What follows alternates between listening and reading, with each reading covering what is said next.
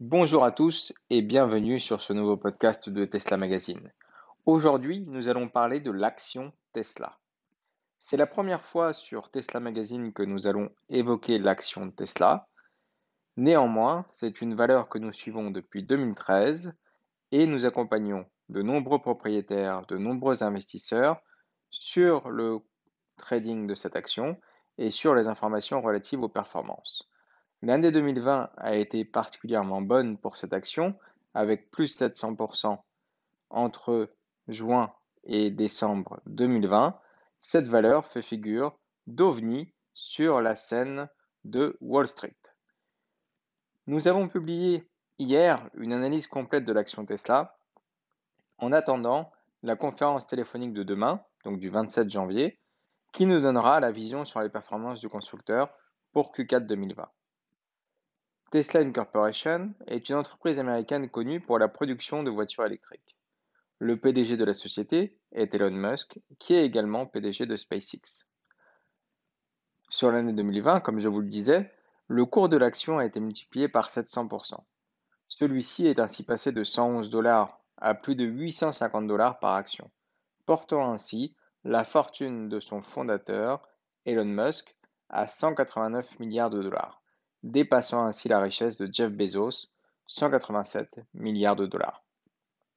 L'action Tesla a fait son entrée officielle au Standard & Poor's 500, l'indice qui référence les 500 plus grosses sociétés américaines, le 21 décembre 2020.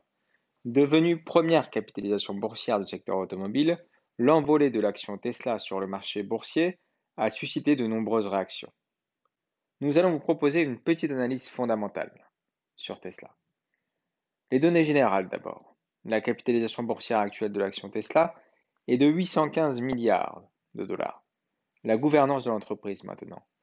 La société a été créée en 2003 par Martin Ebrard et Mark Tarpenning.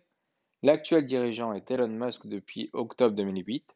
En théorie, cela montre une certaine stabilité au sein de l'entreprise. Cependant, certaines de ces sorties médiatiques controversées ont impacté négativement le cours de l'entreprise. Maintenant, je vais vous montrer un graphique. D'après ce graphique, le chiffre d'affaires est en constante augmentation et le résultat net l'est également. Si le résultat net croît, cela signifie que l'entreprise est profitable, ce qui est la principale préoccupation de l'investisseur. Le bénéfice net par action est actuellement de 2,37 dollars, ce qui peut être intéressant. La marge d'exploitation croît elle aussi, ce qui indique que l'entreprise a des chances de pouvoir couvrir l'intégralité de ses charges et de dégager un profit qui est, en finalité, de 338 milliards en septembre 2020.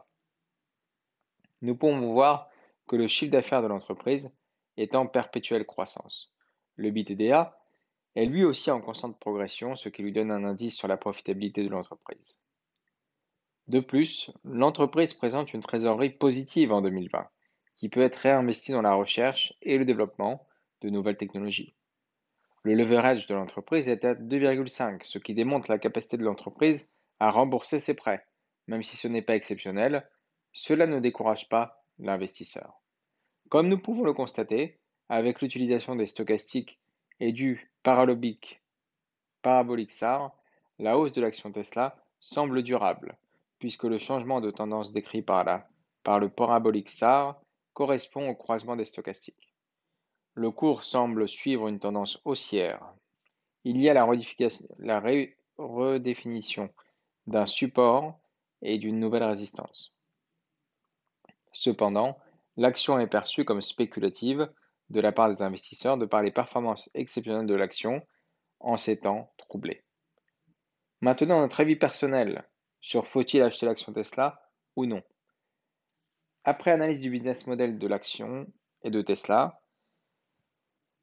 bien qu'elle ait augmenté rapidement, le cours actuel pourrait être différent de ce que vaut réellement l'action. On peut penser à d'éventuelles corrections à venir. De plus, l'intensification de la concurrence, si nous prenons l'exemple de l'alliance Renault-Nissan ou encore de la récente fusion Fiat-Chrysler PSA, devra amener l'entreprise Tesla à innover davantage afin de devenir plus compétitif, au risque de perdre des parts de marché si cela n'est pas fait. Même si ces derniers temps ont été favorables à l'entreprise Tesla Inc. Corporation, qui est devenue bénéficiaire, elle a tout de même apporté une perte de pas moins de 700 millions de dollars en 2019.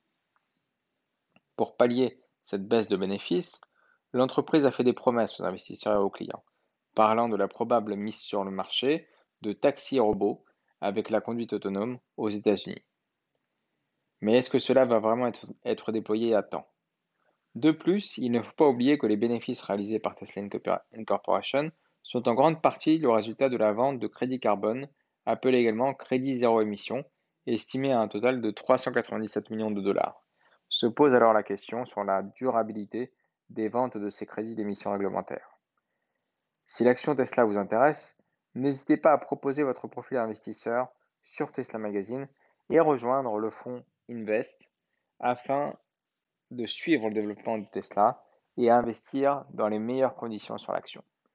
Je vous remercie pour votre écoute et je vous dis à très bientôt.